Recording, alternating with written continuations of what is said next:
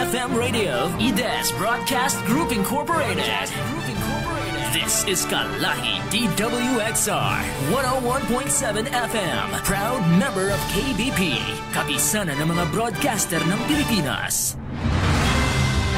Disclaimer, ang mga pahayag, komento, pananaw o opinyon ng anchor at mga panauhin sa programang ito ay hindi opisyal o personal na pahayag, pananaw o opinyon ng DWXR 101.7 FM at sa management and staff ng himpilang ito.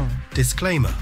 The views and opinions expressed in this program are those of the speakers and do not necessarily reflect the views or positions of DWXR 101.7 FM management and staff.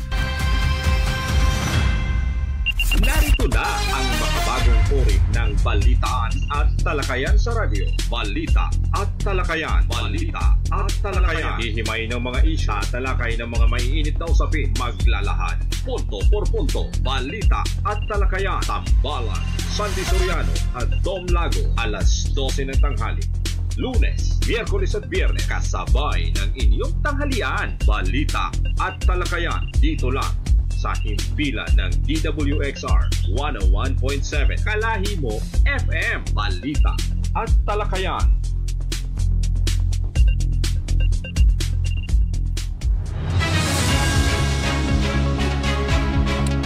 Okay, magandang tanghali po sa lahat ng nakikinig at sumusubaybay sa programang Balita at Talakayan. Muli po at nandito naman po tayo.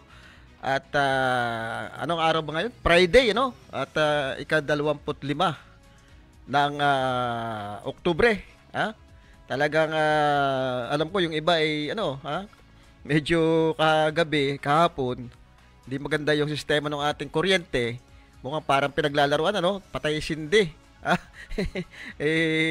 Hindi po maganda. Pero ang maganda naman po ngayon ay medyo sumisikat na po yung ating araw at kanina hanggang alas 8 ay wala pa rin pong biyahe. Wala pa rin pong biyahe yung barko natin, kaya yung mga biyahero po diyan sa parte ng bayanan ay talagang napakahaba na po. At kahapon napansin din po natin na marami naman pong tumutulong at nagbibigay ng pagkain. Isa na po diyan yung ating city government, nandito din yung provincial government. Yung mga ibang kandidato talagang may nakikita tayo diyan, yung grupo ni Kuya Orbin Rabino ay nakita rin natin kahapon diyan na namimigay din po ng pagkain. Kasi ilang araw na rin po sila diyan at yung mga hayop kawawa yung mga hayop na dala katulad ng kambing. Ewan ko lang kung may mga baboy diyan. Baka kahapon yata meron ng ibinebenta diyan at pagka ganyan po talagang mukhang mura ng ibinibigay nila yan. May mga namamatay na kasi. Lalo na yung kambing at saka yung mga gulay nasisira. Hanggang ngayon po, kanina po parang napakinggan natin kay Bukal Ruga kasi sinasabi niya 11 malalaman kung magkakaroon ng biyahe. Depende po yan doon sa announcement ng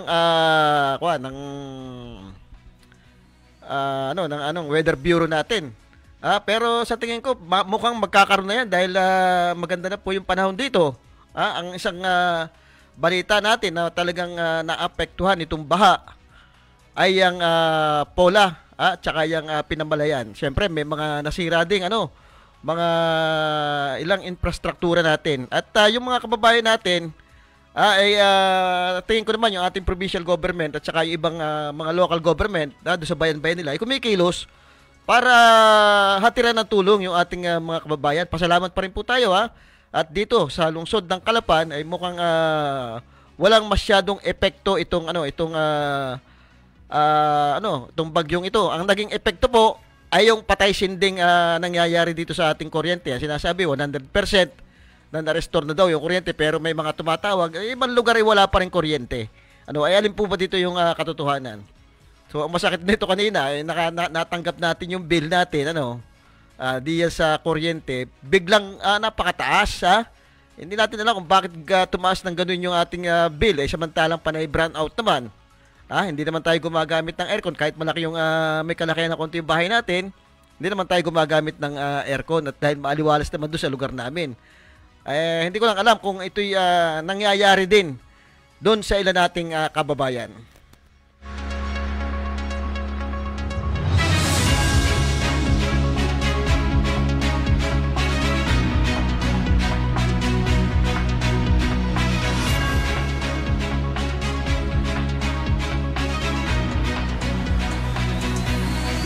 Pero bago po tayo magtuloy ano, sa ating programa, magbigay muna po tayo ng ilang nasyonal na balita tungkol po dito sa sa kalagayan ng ating panahon, kung yung mga pangyayari do sa ibang lugar ng bansa natin, yung mas naapektuhan. Alam mo yung Batangas, talaga namang nabigla ako, talagang ilang bayan diyan ng binaha. Pagkabata ko na hindi ko yata nababalita ang binabahayan Mamaya tatalakayin natin yan Ito po yung hagupit ni Christine. 27 na patay, 2 milyong katao apektado. Ito po yung buod ng balita. Lumobo na sa 23 katao ang naitalang patay, 2 ang sugatan, 9 ang nawawala, habang mahigit 2 milyong katao ang naapektuhan sa pananalasa ng bagyong Christine na humagupit sa malaking bahagi ng bansa, partikular na sa Bicol Region. Ayon sa pinagsamang ulat ng pulisya at ng National Disaster Risk Reduction and Management Council nitong Huwebes. Sa ulat ni Police Regional Office PROB Director Police Brigadier General Andre Dizon, sa Bicol Region pa lamang ay nasa 20 na ang naitalang patay ng pulisya. Pero ito ay kailangan pang sumailalim sa validasyon ng DILG Management of the Dead and Missing. Kabilang sa mga nasawi ay 7 sa Naga City, 5 sa Catanduanes, 4 sa Albay, 1 sa Camarines Norte, Camarines Sur, Sorsogon at Masbati.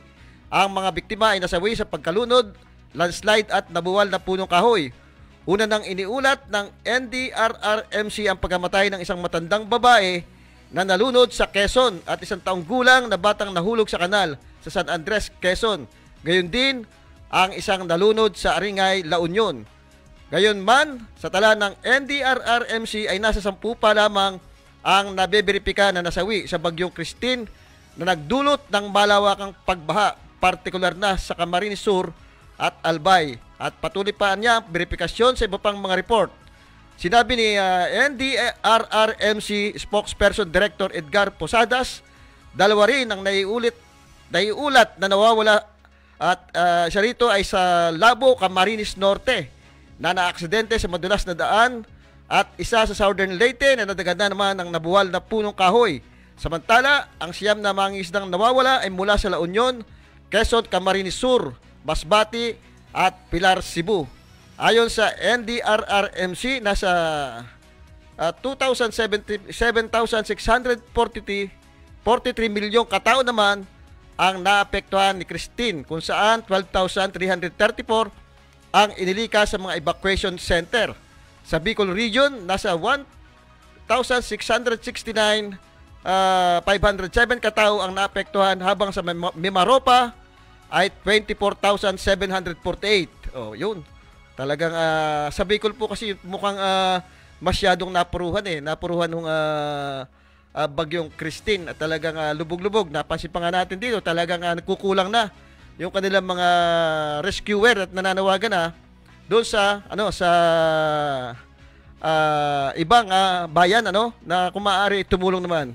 Pero ang national government naman yata nagpadala na ng mga tulong. Ito pa po yung isang yung tungkol pa rin po doon sa kasalukuyang lagay ng ating panahon. Isa pang weather disturbance ang namataan ng Pag-asa sa silangan ng Philippine Area of Responsibility o PAR region na nagbabantang maging bagyo na tatawaging Leon. Kaugnay nito, paglabas ng PAR ng bagyong Christine ngayong Biyernes ng hapon, October 25, ay posibleng magpaikot-ikot ito sa may West Philippine Sea at maaaring bumalik ng PAR sa araw ng Linggo. Mag-u-turn pa pala itong si Christine o Lunes, depende sa epekto dito ng LFA na nasa silangang Mindanao nang inaasang magiging tropical depression sa susunod na 24 oras. Maaari rin umanong muling lumakas si Christine habang nasa ibabaw ng West Philippine Sea. Alas 2 ng hapon, kahapon, October 24, ang sentro ni Christine ay namataan ng Pag-asa sa coastal water ng Santa Cruz, Ilocos Sur. taglay ang lakas ng hangin na umaabot sa 95 km bawat oras at pagbugso ng 115 km bawat oras. Dulot nito, nakataas ang signal number 3 sa Benguet, Ilocos Sur, La Union at Pangasinan. Signal number 2 naman sa Metro Manila, Nueva Ecija, Tarlac, Zambales, Bataan, Pampanga, Bulacan, Rizal, Cavite, western portion ng Batangas, northern portion ng Quezon sa General Nakar, Infanta, kasama na ang Pulillo Island at Lubang Island. Gayon din sa Ilocos Norte, Batanes, Cagayan, at kasama na rin ang Babuyan Island, Isabela, Quirino, Nueva Vizcaya, Apayao, Kalinga, Abra, Ifugao, at Mountain Province at Aurora. Po, talagang napakalawak nitong sinakop ng bagyong si Christine, at talagang madaming binaha na bayan. Yung sinasabi ko nga, itong Batangas province, talaga namang ito ngayon ko lang nalaman na talagang madami ding bayan na binaha. Samantalang itong pagkabata ko na hindi ko nababalita ang binabaha itong mga ilang bayan ng Batangas na ito. Kasi minsan napupunta tayo diyan Yung epekto siguro ito nung sinasabi nating climate change. Yung malawak na pagbaha na yan, hindi lang naman dito sa atin. At hindi lang naman siguro yung climate change, yung diya katulad sa Santo Tomas, Batangas. Madaming ginagawang subdivision. Doon sa may parting napupunta ko, tapos may mga hinahakot na lupa galing bundok. Tuwing mapupunta tayo dyan, dahil mayroon akong pinupuntang tao diyan, dump truck yung paghahakot ng lupa diyan galing doon sa bundok. Siguro isa na rin yun doon sa epekto, kaya bumabaha. Ganon din dito siguro sa atin, yung pagkaubos na ng puno. Yung dapat kasi yung ating mga kailugan talagang mabababaw na. Mabababaw na rin yung kailugan natin. Sasamahan pa nung mga nagmimina diyan. Kaya nga buti na lang siguro yung Armora, kaya hindi pa rin yata hindi natin alam kung ito tinutuloy-tuloy na. Sana wag na, dahil nakikita na natin yung ganti ng kalikasan. Talagang hindi maganda. At pasalamat itong ibang lugar dito sa ating bayan, dito sa Oriental Mindoro, at ilang bayan lamang yung naapektuhan, bagamat yung may mga ilang protection dike na sinasabi natin bumigay, particular diyan sa mga ilang ilog diyan, hindi naman ganun kalaki yung naging damage dito. Diyan sa Puerto Galera, meron ding ilang na protection dike na nagiba dyan, pero hindi naman sabi nga niya ni Madam si galing siya dun sa kahapon sa Puerto Galera, nakita niya hindi naman masyadong nasira yung mga protection dike. At pagdating naman doon sa mga infrastruktura, yung daan, hindi pa natin alam kung gaano ka laki yung damage dito. Doon sa mga agrikultura. Mamaya makikita natin yung gaano yung kalaking damage. May babasahin tayong data para may parinig sa inyo yung iba pang damage nung bagyong Christine.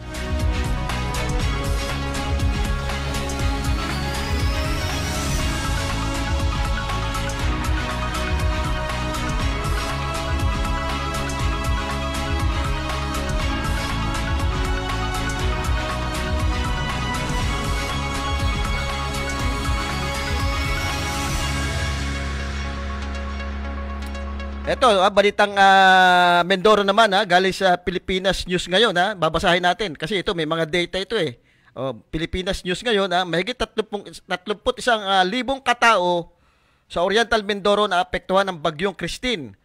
Pumalo na sa 7,761 pamilya o katumbas ng 31,895 katao mula sa 57 barangay ng 6 na bayan sa Oriental Mindoro ang apektado ng bagyong Christine. As of 11 a.m. October 24, 2024. Kahapon po ito Sa tala ng Operation Division ng Oriental Mindoro, PDRRMO, sa nasabing bilang 545 pamilya o katumbas ng 2,122 katao ang nasa evacuation center. Habang ang nalalabing bilang ay nasa kanilang mga kamag-anak. Binaha din ang 4 na barangay sa bayan ng Victoria. Pati pala Victoria, bina. Dito, matindi rin ng mga illegal laging dito sa Victoria Na dapat siguro to na na-check din ng DNR itong bayan ng Victoria. 19 sa Socorro, 3 sa Pola, at 3 sa Nauhan. Nakapagtala din ng 2 landslides, isa sa barangay San Cristobal sa Victoria at isa sa barangay Mabuhay, isa sa Socorro.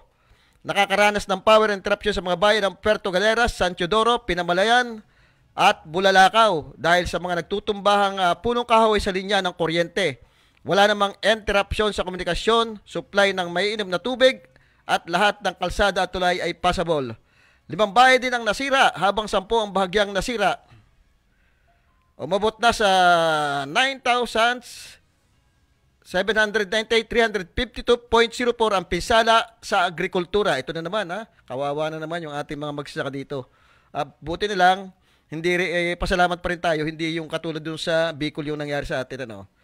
Dahil wala pa rin biyahe ang mga barko palabas ng lalawigan, 208 rolling cargos at 2 bus, 25 na private vehicles at 555 pasahero ang stranded as of 2:16 p.m. Sa lagay ng mga pangunahing ilog nasa critical level ang Bukayaw River habang below critical level ang Panggalaan River kapwa sa Calapan City. Critical level ang Alag at Longos River sa Bako at below normal level ang mag-asawang tubig sa Nauhan.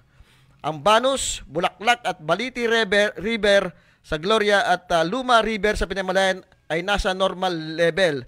Dahil sa ulan, nasira ang dike sa Sitio Francisco, Barangay Santo Niño sa bayan ng Pinamalayan. At dahil naman sa alon, wasak din ang bahagi ng White Beach Walkway sa Puerto Galera. Yan po yung balitang Mindoro galing po sa sa Pilipinas News ngayon. Yun yung sinasabi natin, buti na lang ganun. Maliit lang po yung damage natin sa mga infrastruktura at ang kagandahan lang po nito kahit maliit siya, nakita natin yung kumbaga yung mga contractor natin. Kasi sinasabi hindi daw maayos yung pagkakagawa ng mga nasira, mukhang tinipid diyan sa Puerto Galera at saka doon sa mga nasirang dike ngayon. Nakita parang yung iba siguro walang bakal o kaya nakatapa lang sa lupa. Yun naman po, na-expose So dapat siguro maimbestigan din po yung mga contractor nito, kasi may madami ngayon fly-by-night na contractor na sinasabi kontratista sila pero dami lang, Hindi naman sila mga tunay na contractor at ang mahalaga sa kanila ay hindi yung kaligtasan ng ating mga kababayan kundi yung porsyento nila. Kaya siguro na-expose din yung mga ganyan, At yun nga, pinagpapasalamat natin, hindi ganun kalakas doon sa ibang bayan yung tinama nating disgrasya diyan sa bagyo.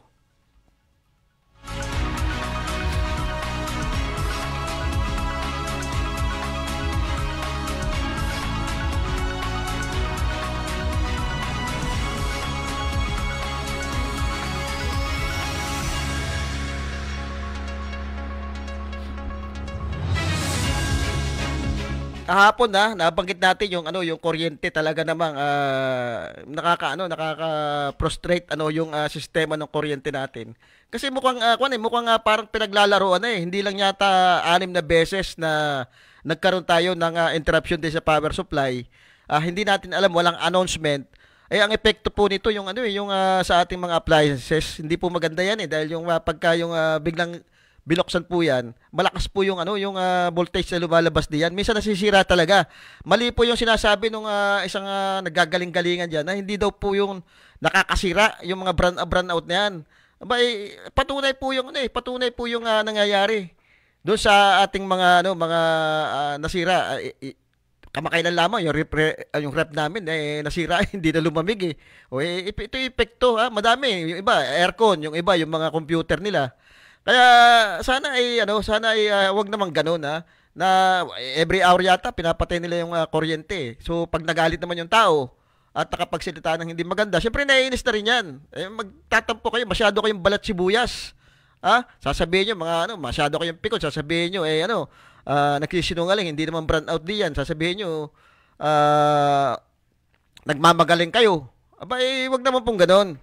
Asakasuhin nyo yung problema. Yung problema po, solusyonan nyo sa halip na mapipikong kayo, mas magandang magpaliwanag po kayo ng ayos at asikasuhin yung mga problemang nangyayari. Bigyan ng solusyon. Ang laki po ng epekto niyan. Hindi lang po diyan, sinasabi natin yung turismo natin, may nabasa ako doon sa sa isang post na bakit daw bumababa yung pagpasok ng turista dito sa atin. Isa po 'yan isa po yung dahilan yung power supply natin na malimit mamatay. O bukod pa po doon sa sa problema natin sa Batangas Port na ang layo po nung nilalakad. Ang hindi maganda yung kalagayan ng ating mga mananakay. Nararanasan ng mga turista 'yan. Pagsakay sa barko, napakamahal ng pamasahe. O isa din sa problema 'yan. Isa pa rin sa problema yung siyempre dahil nanggagaling sa kabila yung iba nating produkto, mahal din po yung bilihin. Kung ikaw ang turista, paano ka papupunta sa sa Oriental Mindoro kahit sabihin mo medyo magaganda ang mga tourist spot diyan, yung Puerto Galera. Madami din naman pong kakompetensya ang Oriental Mindoro pagdating sa tourism. Madaming magagandang lugar sa sa iba't ibang parte ng ng ating ng ating bansa na pwedeng puntahan na walang problema katulad ng kinakaharap natin. Pagdating mo dito walang kuryente. Doon sa resort, siyempre gumagamit ng mga generator yan, nalulugi sila. Madami negosyo nalulugi. Paano papasok yung mga investor dito sa atin kung ganyan yung power supply natin? Paano magkakaroon ng trabaho yung ating mga kababayan kung walang mga negosyong papasok? May napakahalaga po ng ng power supply sa isang bayan para po talagang kumbaga gumanda yung ekonomiya mo. Yung turismo mo. O para din magmura yung mga pagkain mo kasi paggaling sa Maynila yan. Siyempre mahal yan. Pag sinakay mo sa barko, yung dinagdag na pamasahe diyan, papasa lang yan ng mga negosyante doon sa mga end user, katulad ng mga bumibili. So ang nagbabalikat po niyan, yung mga kababayan nating mahihirap. Mas kawawa maliliit na ang sweldo ng mga ito, doon pa pinapatong yung lahat ng problema. Diyan sa pagbabayad natin sa kuryente, balita nga natin napakadaming daming nahuhuli ngayong nagnanakaw ng kuryente. Malalaking tao pa, kilala pa, at saka mayayaman pa. Isipin nyo, yung pagnanakaw ng kuryente na yan, matagal lang issue yan Kumbaga, parang siguro nakailang palit na yung general manager na yan, issue na yung pagnanakaw ng kuryente. Ba't ngayon lang yata napaghuhuli ang mga yan? Nagpapasalamat din naman tayo doon sa pamunuan ngayon dahil nabisto yung mga yan. Nabisto nahuli ang mga yan. Kaya lang matagal na yung issue na yan. Ang issue pa nga dyan, baka daw may mga involved na mga opisyal ng Ormeco na mayroon din ganyan kasi ang tingin ko diyan, organized yan Hindi naman nadadami ng ganyan kadami yan. Yung mga nagdanakaw ng kuryente, kundi organized ang mga yan, may sabuatan yan. Yung mga negosyante. Yung maliliit nating kababayan, nagbabayad ng tamang taripa. Ikot sa paghahanap ng pambayad. Pagdating ng oras ng bayad, pag hindi nakakita, putol agad. Isipin niyo yun. Tapos ito, ang tanong pa diyan sa mapupunta ngayon yung siguro, milyon na yan milyon na. Ang involved na pera dyan sa nakawalan, saan mapupunta ngayon yan? Ang nagbumalikat niyan ay yung ating mga mga maliliit na consumer kasama na yung lahat, di ba? Paano may babalik yan? Bakit hindi pa rin sabihin yung pangalan ng mga yan? Sabi nga ng iba, baka daw kaya hindi pa i-reveal yan. Nagkakaroon pa ng arigluhan. Wag naman ganun. Tsaka maging malinaw kung paano ba nagja-jumper yung mga yan? Sa kontador ba o kung saan? Kung sa kontador yan, may ng klase yung kontador na ginagamit ng Ormeco. Ngayon, kung nakadirekta naman yan sa poste, bakit yun may open na open, hindi nakikita ng mga lineman. Mga lineman naman, although, hindi natin pinapagalitan ng mga lineman Kaya lang, bakit kung sa mga poste nakakabit yan, bakit hindi nila napapansin? Di ba?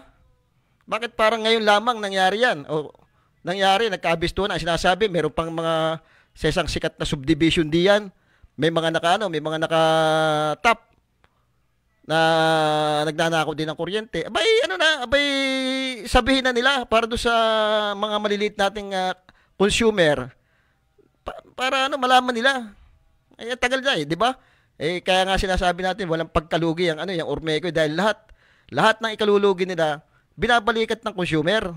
Paano malulugi yan? Ultimong yan, basahin niyo doon sa taripa. Lahat na ikalulugi doon binabayaran ng consumer. Dapat hindi naman po parehas yan doon sa mga mga maliliit nating kababayan na talagang lumalaban ng parehas.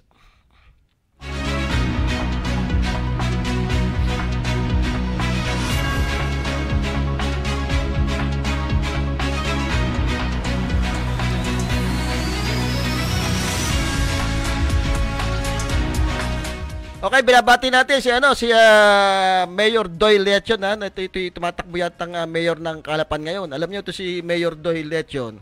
Talagang wala tayong masasabi dito kasi kahit ano pang iba tong paninira dito. Naandyan yung kanyang mga programa. Nakikita, kumbaga nakatatak sa isipan ng tao yung mga programa niya.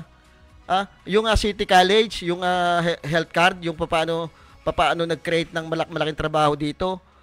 Yung palengke na napakaganda doon. Lahat ng programa nila yan ni Mayor Doyle Lechon. Kaya hindi po yan katang-isip lamang o kaya sasabihin na pinagmamalaki. Yan po inaandyan yung programa na yan.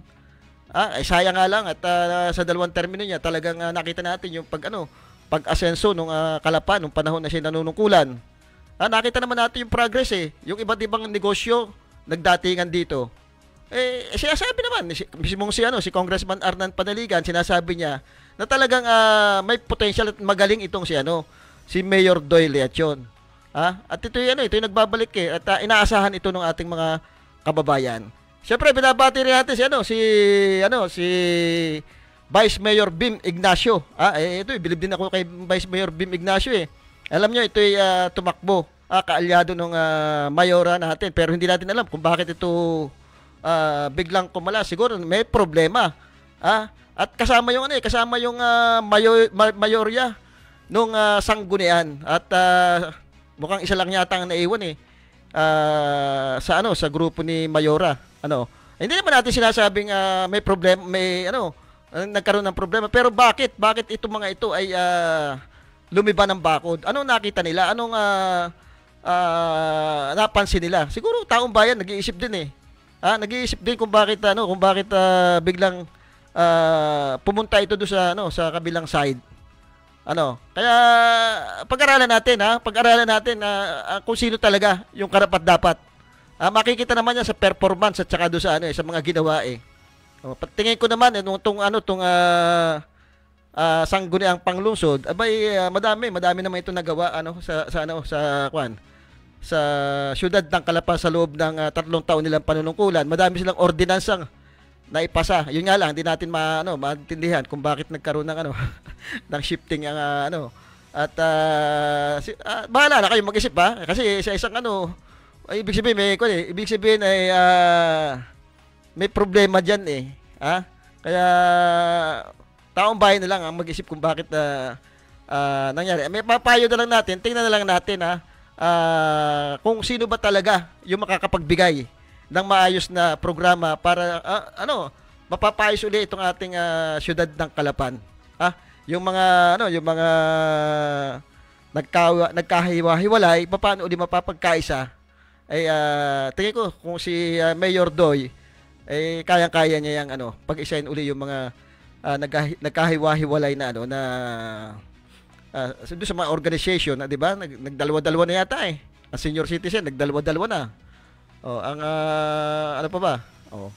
Kaya kaya talagang pagdating naman kay Vice Mayor Bim Ignacio ito yung makikita natin maganda yung pagpapatakbo nito sa sangguniang panglungsod. Kaya nga niya nadala yung mayorya. Kaya sa kanya sumama yung mayorya ng mga konsehal, ibig sabihin maganda yung ginagawa niya. Maganda yung pinatutupad niyang mga programa. Yung nga lang, siguro hindi nagkaroon ng pagkakasundo pagdating sa executive at saka doon sa legislative.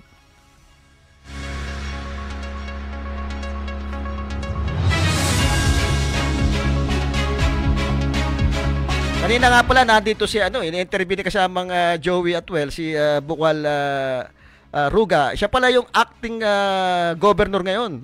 Dahil ito pa lang si Bukal Bong Brucal ay wala rin ngayon. Kaya siya yung next in line para mag acting. At kanina napakinggan natin yung mga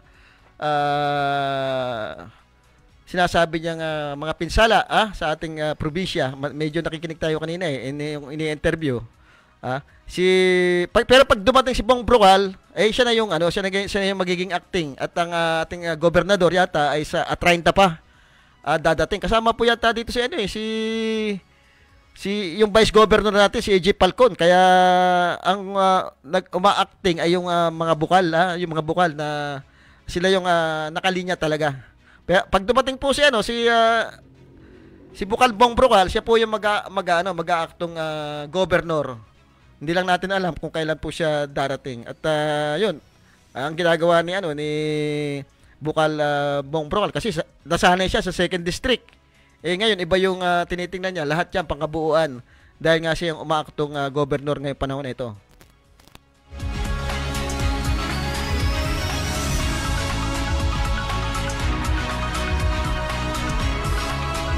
Siguro meron lang pakikinig na na isang gusto ko lang pakinig yung isang interpellation na nangyari sa Kongreso kung saan tinatanong ni Congressman Arnan Panaligan yung conversion ng napasama yata dito yung conversion ng Mimaropa Regional Hospital. Kung ano na yung status dito, alamin natin.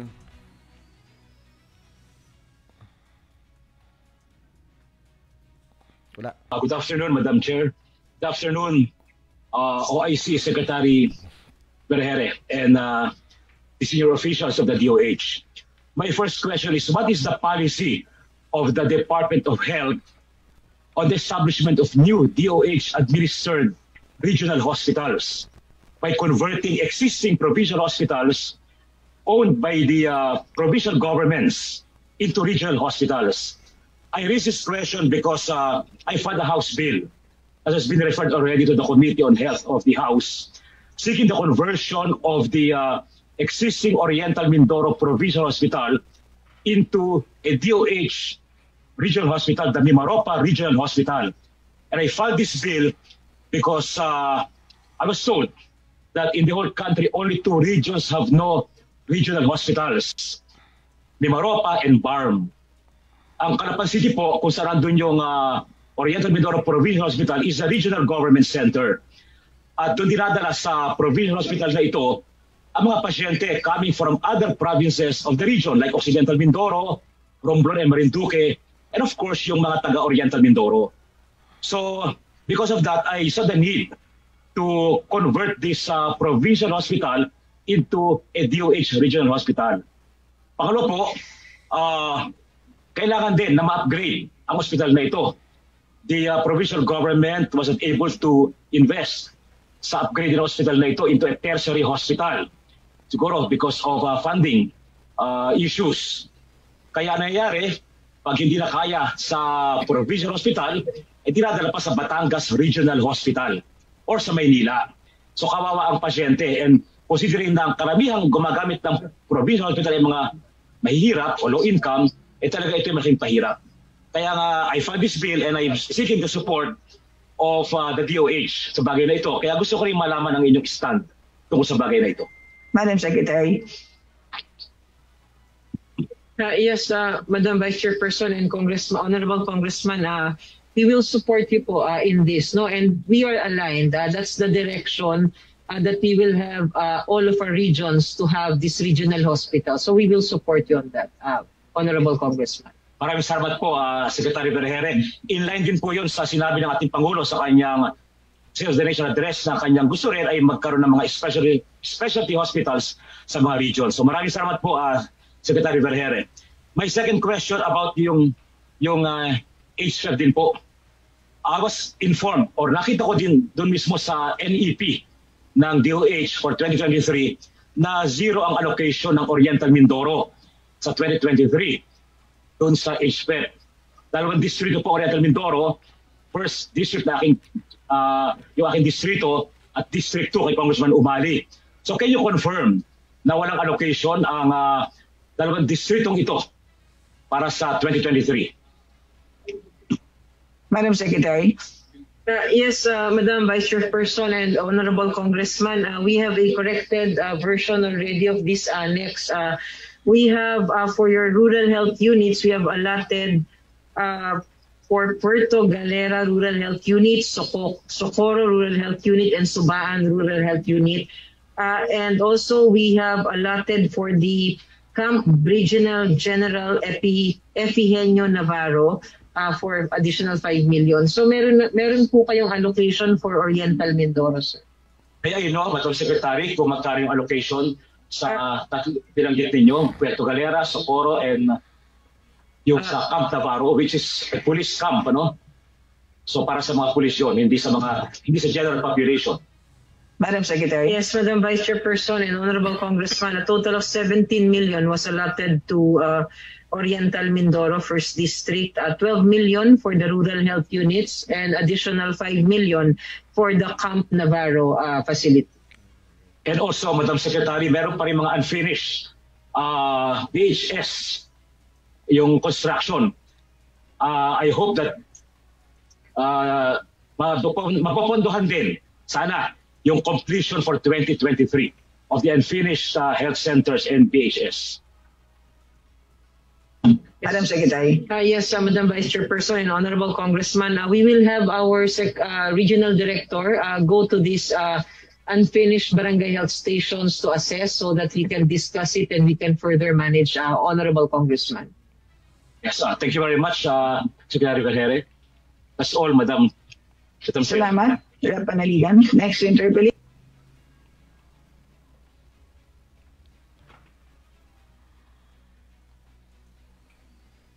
Wala.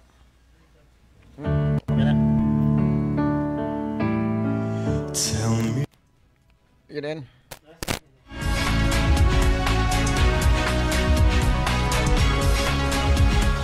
Ayun, yun po yung isang interpellation ni Congressman Arnan Panaligan do sa mga opisyalis ng Health Department, ano? Na kung saan meron pala tayong 17 million na budget, allocated budget, at yung 12 million billion ay nakalaan do sa mga rural health, at yung 5 million ay nasa Camp Navarro. Ito yata para sa mga pulis, yun ang kagandahan kay Congressman Arnan Panaligan. Talagang pagdating do sa sa mga prioridad na bill para do sa kapakinabangan talaga ng ating mga kababayan. Isa yan po yung health na talagang tinututukan niya. Kung makikita nyo do sa kanyang opisina, talagang malaki yung binabudget niya do sa sa mga nangangailangan, yung mga pumupunta ron na walang pambayad sa ospital, walang pambili ng gamot, ay malaki po yung ibinibigay. Ang sinasabi pa nga, mas malaki pa nga do sa sa PhilHealth, yung budget na binibigay niya do sa sa mga kababayan nating na nangangailangan pagdating po sa health, Yan po dapat ang kung ikaw ay isang leader o isang public official, dapat alam mo yung yung prioridad na pangangailangan ng ating mga kababayan. Hindi ka dapat kung ano-ano yung pinagkakaabalahan ng gastos mo na sa tingin mo naman ay hindi naman talaga ito yung direktang makakatulong doon sa mga kababayan natin. Itong health, napakaganda po nito kaya sabi nga niya pag pumunta ka ako doon sa isang lugar, sa isang bayan o kaya sa mga liblib na lugar, may lumalapit at nagpapasalamat at sinasabi, Congressman, salamat doon sa tulong nyo. Kung hindi dahil doon sa tulong nyo, ay baka nawala na yung isa sa mahal sa buhay namin. Isa pa din yun sa sinulong niya, yung ating alam ko yung dalawang congressman natin ang talagang nagpursige. Time pa rin yata ito ni Congressman Doy, pero sa panahon po ni Congressman Arnan Panaligan at Umali ay talagang inasikaso po nila yung conversion ng ating regional hospital na yung Mimaropa. Inasikaso po talaga nila ito. At nagpapasalamat po tayo. Talagang ito'y na-approve sa Kongreso, pero nung naroon na po sa Senado ay nakahanda na po sana itong i-approve. Pero nag-iba po yung version ng ating provincial government ni Governor Bons Dolor hindi natin alam kung bakit nag-iba yung version. Ang gusto pong mangyari, nilang gawing provincial hospital, regional hospital, ay yung ating dating provincial hospital, yung Bundok. Pagka yung pong ginawa, ay madami pa pong gagawin doon, madaming building, at saka wala pa yata yung yung sinasabing donation ng lupa. Hindi rin naman po strategic yung lugar na yun, kung yun ang doon gagawin yung regional hospital natin, dahil dadaan ka pa ng bayan, samantalang ito napakaluwag po dito sa sa kasalukuyan nating provincial hospital. Ang sabi nga ni Secretary sino ba secretary ngayon? Ay mas magandang ito na yung ating ituloy. Itong kasalukuyang provincial hospital, dahil ito nakatayo na. Kumbaga gagawa na lang, nakatayo na ito Dadagdagan na lang ng mga pasilidad. At kami na ang bahala, national na ang magbabudget diyan. Abay, napakaganda po, di ba? Napakaganda po nung mangyayari pagka ganun, dahil isa po yan sa problema natin ng ating mga kababayan, yung provincial hospital. Dahil nga ang laging reklamo diyan, yung laging sasabihin walang gamot na may bigay. Sasabihin ay kulang sa pasilidad. Ay sa ngayon nga po, pagka kayo pumasyal diyan, makikita niyo yung mga pasyente diyan, halos nasa mga hallway na napakalaking bagay, mawawala na rin sana sa sakit ng ulo ng provincial government natin. Dahil hindi na sila magbabudget yan ng ating provincial hospital, kasi magbabudget na yan ay national na, yung DOH na. At pag DOH na, kung nakita nyo po yung kasalukuyang regional hospital ng Batangas City, ganoon na po mangyayari, kompleto na po yung maaring mga pasilidad diyan ay mga bago na rin. At yung mga gamit na gagamitin ng mga doktor ay mga makabago na rin, pati yung mga gamot may maibibigay na sila. Sa ngayon po sa tingin ko, kahit anong galing mong doktor diyan sa provincial hospital, pagka kulang ang gamit at wala ka rin namang maibibigay na gamot, ay sayang ang gagaling po ng ating mga doktor diyan sa provincial hospital. Talagang mga espesyalista po, mga ibang duty diyan. Kaya advantages din po ito sa sa mga health worker diyan. Alam ko madaming problema yung health worker diyan sa provincial hospital, pagdating po do sa sweldo nila, ay lagi pong delay. Yung hatian po nila sa mga benepisyo diyan, katulad ng PhilHealth. Ang tagal po bago maibigay, tsaka hindi na daw nila alam kung paano yung hatian diyan sa mga benepisyo nila. Doon sa mga mga promotion, sa mga papaano ka tawag dito, yung mariregular. Kailangan malakas ka. Kahit wala kang qualification, may mga nare-regular daw diyan. Basta malakas ka, talagang mapupunta ka doon sa posisyon, kahit hindi naman talaga yun kumbaga ekspertuhan mo yung ganung posisyon. Kung national na po yan, mawawala na po yan. Magbabudget na po diyan, malaking kabawasan din siguro yung yung ilalagay na budget diyan ng provincial government, makukuha na nila. At pwede nang kung ang pangarap ni Governor Bons Tulor magkaroon pa ng provincial hospital, pwede naman doon sa South, sa Pinamalayan. Yun ang pwede nating budgetan ngayon, na manggagaling diyan sa kasalukuyan nating provincial hospital. Yun ang pagandahin natin, yung mga community hospital natin. Yun ang i-improve natin para kumbaga doon manggagaling sila sa South, pwedeng first aid muna doon. At pagka okay na po, medyo talagang hindi magandang lagay, pwede na po nating i-transfer sa regional hospital. Kasi kompleto na po doon doon sa regional hospital. At malaking bagay po yan sa ating mga kababayan, na lalong-lalo na yung mga mahihirap nating nako-confine diyan sa provincial hospital. Malaking bagay po yan Dapat alam natin alam dapat ng isang public official yung mga prioridad, yung makakatulong. Meron nga po tayo, pinapatayo natin, dami po nating infrastruktura pinapatayo, pero yung ba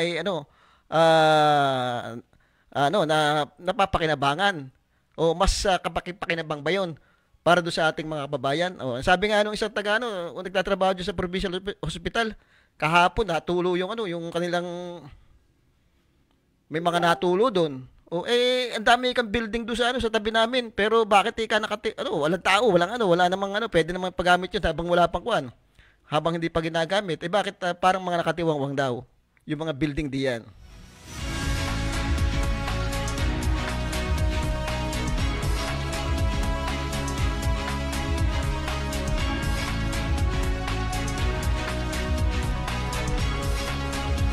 Oh, may text po may text po ngayon dito sa atin. Basahin natin. Galing po siguro to sa isang health worker diyan sa sa provincial hospital. For me, yung magaling na leader hindi autocratic leader kundi marunong ding makinig sa mga nasa baba niya, anumang panukala ng kalaban man kung makakabuti sa mamamayan ay susuportahan niya ito at hindi gagawa ng anumang sariling bersyon na siya lang din naman ang makikinabang at hindi ang nakakarami.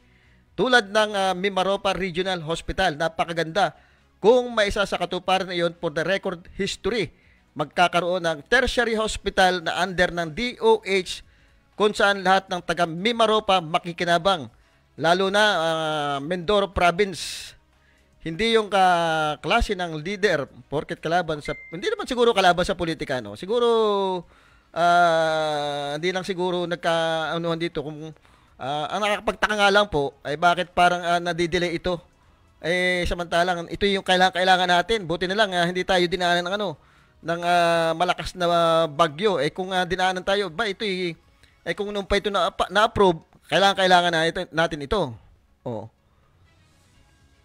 Kung hindi man maibigay ang OMPH, napakaganda sana kung OMPH maibigay niya sa DOH. I-upgrade na lamang at kaunting additional construction kung kinakailangan. Napakaganda sana kung matuloy lahat. Mag-benefits ang mamamayan. Kung tunay yan, nalingkod, hindi. Kaso ayaw, ibaba. Gusto ka nilang, wag natin basahin ito. Yun na sinasabi. Yun na sinasabi ng ating ilang mga kababayan, hindi lang yung mga health worker diyan. Sana ibigay na yung ipatupad na yung wag nang i-delay. Yung regional hospital natin. Ito na gawin natin itong kasalukuyang provincial hospital para hindi na tumagal. Kasi kung tatagal pa yan, sabi nga 4 na taon pa bago magawa yung kung sa loob ng panahon na yun, nagbabago ang sitwasyon, nagbabago ang mga pinuno. Baka mamaya mawala yung oportunidad ng ating probinsya na dito itayo yung regional hospital. Baka mamaya mapunta pa sa Palawan yan. Dahil itong ibang lugar ay nahingi din ng ganung proyekto. Di sayang nasa kumbaga pera na naging bato pa. Yung sinasabi natin. Kaya wag na natin patagalin. Naandyan na Yun naman ang alam ko sinusuportahan din ng provincial government nung una. Na talagang dapat gawin na yan. Nasabi pa nga parang natatandaan ko pa nga siya yung nag-propose ng regional hospital sa kanya nang galing yung idea. Bagamat wala siyang kakayanan dahil wala naman siya sa kongreso. Maganda, di ba? Sa panahon din niya nagkaroon ng regional hospital. Di ba? Achievement din niya 'yon. At bukod doon, nakikinabang yung ating mga kababayan na mahihirap na talaga namang yan lagi ang yan lagi pinupuna. Katulad sinasabi natin, katulad yan. Ang dami nating pinapagawang infrastruktura pero ito umulan, hindi pa masyadong bagyo yan, may mga tumutulo na daw doon sa sa ating provincial hospital. Nakita ko doon sa picture, may nakasahod na mga timbaya tayon. Hindi kawawa yung mga pasyente ron. 'Di ba? Minsan nung panahon ng pandemic, bumagyo, nandoon yung mga nasa labas, nakita natin binaha doon. Ang dami namang pwedeng kung talaga may pera, nakakapag-project nga tayo ng mga infrastruktura. Siguro yung infrastruktura na yan, dapat maimbestigan din yan maimbestigan din kung sino mga kontraktor niyan para maalantad na. Kasi balita natin, may mga nangungontrata dyan na hindi naman talaga mga tunay na kontraktor. Yan, lumalabas doon ngayon, counting lumalabas ngayon doon sa nangyaring bagyo ngayon. May mga lumalabas na substandard yung mga ginawa ng kontraktor. Siguro dapat may patawag yan si PA Ertorano, baka dapat may imbestigahan yan dahil may mga nahagip tayong balitang ganyan. Nailantad ngayon, nakita yung ibang substandard na project, nakita para nakatapa lang Dapat talaga ang maging katulad yan hindi lang yung provincial hospital ang dapat napapagtuunan ng pansin yung ating agrikultura. Yan yung kailangan natin lalo na ang pinaka-issue ngayon sa atin. Hindi lang naman dito sa bansa natin, hindi sa probinsya, sa buong mundo, yung pagkain. Napakaganda nung lugar natin, yung Oriental Mindoro, sinasabing rice granary. Pero ngayon, naiiwan tayo. Dahil kulang ang suporta ng ating mga magsasaka. May pera para diyan. Di pwedeng bibigyan mo lang yan ng mga kailangan nila. Kailangan may magtuturo. At nandun ang pagsubaybay. Kung bakit titingnan mo yung resulta noong mga itinulong mo diyan sa mga magsasaka. Hindi mo lang basta bibigyan ng pera yan. Hindi alam na mga yan ang gagawin. Tagagastos sila naman. Pagsasabong lang ng mga yan. Ay kung yung binibigay mo diyan yung mga technician pinapadala mo mga paano pag-aaralan kung anong klaseng pananim ang pwede doon sa lupa. Hindi ganun sana ang dapat mga yung talagang makakatulong yung ating bawat barangay dapat nagki-create ng ng mga gulayan, dapat nga yung mga bakanting lupa. Dapat gano'n na mga na mga project na nakikita makakatulong talaga. Aanhin mo yung mga proyekto mong mga building, yung mga sasakyan, binibigyan yung sasakyan bawat barangay, ilan yung binibigay diyan. Kung mga livelihood project ang binibigay diyan. Yung sasakyan gagastos pa ng gasolina, magbabudget pa sila ng gasolina. Laking ibinabudget ng bawat barangay diyan. Kung mga livelihood project diyan, katulad nung sasabihin natin yung gulayan, magkano kamatis ngayon? 135 per kilo. Isipin nyo. Samantalang pwede naman itanim niya sa mga gilid-gilid ng bahay. Yung mga talong, yung talong ay mahal. Kawawa yung mga kababayan nating asweldo lamay maliliit. Kung yan mapapaunlad natin ng agrikultura, na kayang-kaya naman siguro. Siguro kung si Governor Bart Marasigan, isa yan sa programa yung agrikultura dahil alam niya. Ang ganda ng lupa natin, maganda yung patubig natin. Dito na sa atin, mahal lang dito nang gagaling yung magagandang bigas pero ang mahal.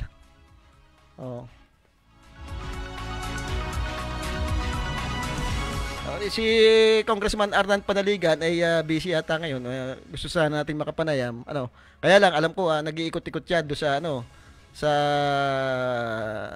mga apektadong barangay, apektadong bayan. Hanggang ngayon kasi wala pa yatang biyahe. Alam ko babalik ng Maynila yan pero dahil nga walang biyahe na andyan niya ginugugol yung kanyang oras sa sa pag-iikot para malaman yung mga problema at pangangailangan ng ating kababayan. Maswerte tayo at meron tayong Congressman Arnan Panaligan na talagang nakita natin. Kaya siguro walang naging kalaban yan respetado. Pero yung expectation ng mga tao sa kanya talagang napakalaki at yun na may sinusuklian niya. Kita nyo pagdating sa Kongreso, 13 komite ang hawak niyan. Bihira mapagkatiwalaan ng ganyan. Yung mga bill niya, hindi lang Oriental Mindoro makikinabang, kundi buong bansa yung nakikinabang doon sa mga bill niya. Doon sa sinasabing agriculture anti-smuggling. Doon sa defense posture. Yung CIPARER, pag nakartang CIPARER.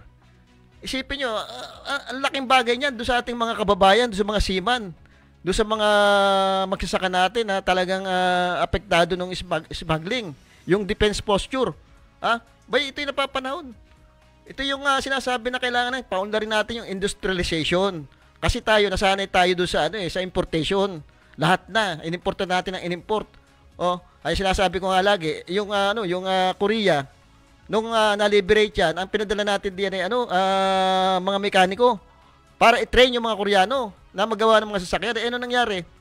Naiwan tayo kasi yung mga Koreanong i-train ay sinuportahan ng gobyerno ng Korea. Kaya nga sila nakagawa ng Kia, mga Hyundai, magaganda sasakyan. Yung Vietnam nung na-liberate din sila, pumunta dito para i-train yung mga magsasaka nila. Natuto sila dito sa sa ating bansa paano magsaka. Bumalik doon. Sinuportahan ng gobyerno.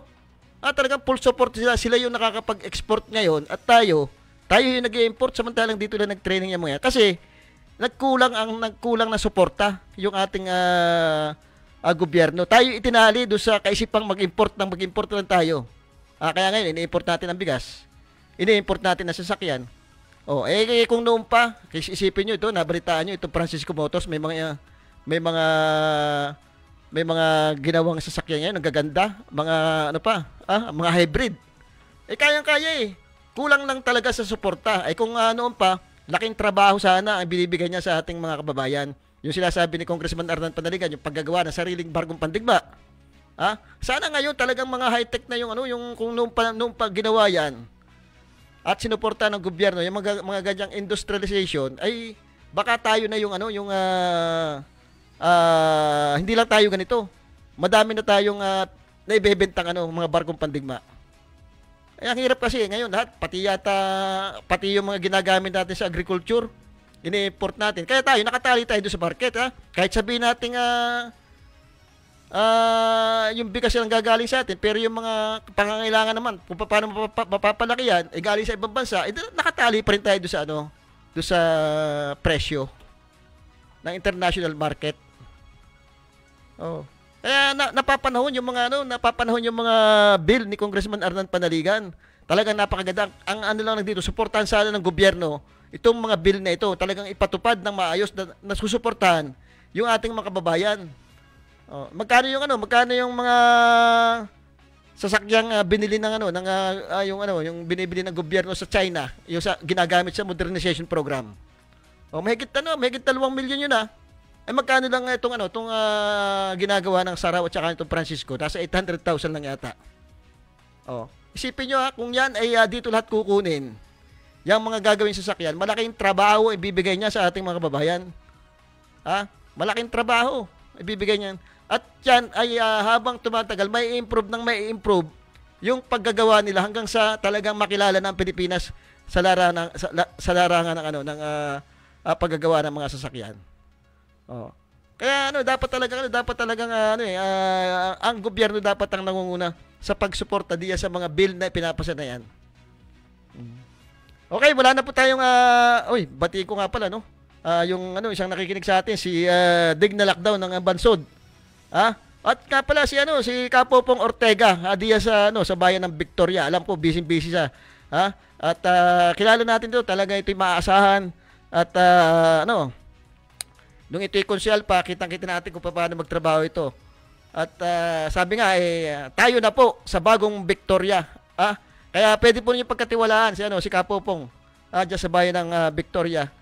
At naniniwala ako na talagang malaki ang magagawa niya diyan sa bayan ng Victoria. Muli po, at abangan niyo ang programa sa Lunes. Sandy Soriano po ang inyong nakasama.